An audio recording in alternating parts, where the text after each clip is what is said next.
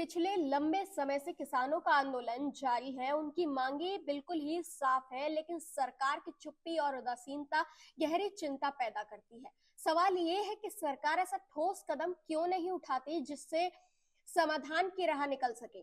किसान नेता जगजीत सिंह डल्लेवाल पिछले लगभग 45 दिनों से अनशन पर हैं। उनकी सेहत बिगड़ती जा रही है और उनके जीवन पर एक तरीके से हम कह सकते हैं कि खतरा मंडरा रहा है। बावजूद इसके सरकार उनकी मांगों को लेकर बिल्कुल भी गंभीर नहीं दिख रही है। इसी मुद्दे पर बीते 3 हफ्तों में 2 किसानों ने तो आत्महत्या तक कर ली।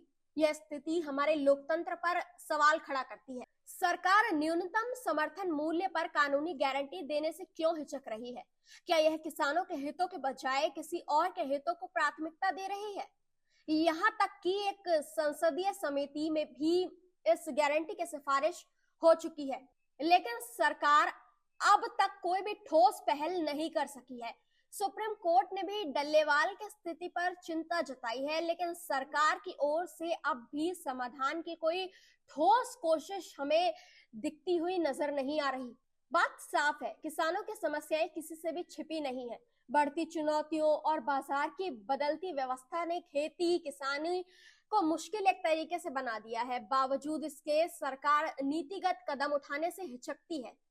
पिछले आंदोलन के दौरान विवादित 3 कृषि कानूनों को वापस लेने के बाद यह उम्मीद की गई थी कि सरकार किसानों के साथ मिलकर बैठकर समाधान ढूंढेगी, लेकिन आज भी किसानों को न्यूनतम समर्थन मूल्य की कानूनी गारंटी के लिए लड़ाई लड़नी पड़ रही है। सरकार और किसानों के बीच यह खींचतान अब एक नाजुक मोड़ पर आ चुकी है।